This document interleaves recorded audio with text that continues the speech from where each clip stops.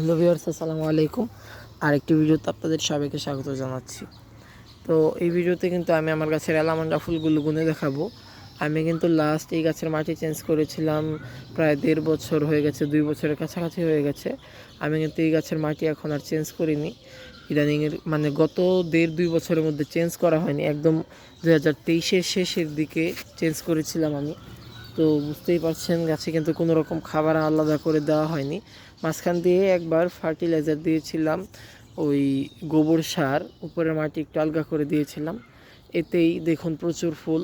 অবশ্য আমি মাঝখান দিয়ে একটু যত্নের অভাব হয়েছিল, গাছে পানি দেওয়া হয়নি, নয়তো কিন্তু আরও ফুল ফুটতো। আর এরপরেও এত অবহেলার পরেও দেখুন এই যে এই অ্যালামান্ডা গাছে কী পরিমাণে ফুল এসছে।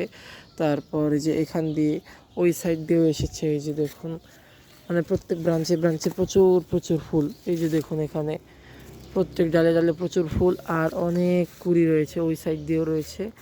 তো এই আর কি, এই অ্যালামন্ডা গাছ, এটার বাংলা নাম আপনারা কারা কারা জানেন অবশ্যই কমেন্ট করে জানাবেন।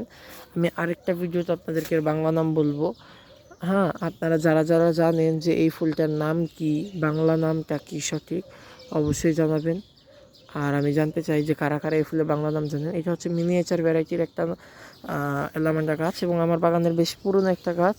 প্রায় আমি আজকে থেকে প্রায় ৪ বছর বা ৩ বছর আগে গাছটা লাগিয়েছিলাম। তো সেই হিসাব থেকে কিন্তু গাছটা বেশ পুরনো এবং অন্যতম আমার পছন্দের একটা গাছ। আপনাদের কাছে এই অ্যালামান্ডা ফুল কেমন লাগে অবশ্যই জানাবেন। ধন্যবাদ সবাইকে, আসসালামু আলাইকুম।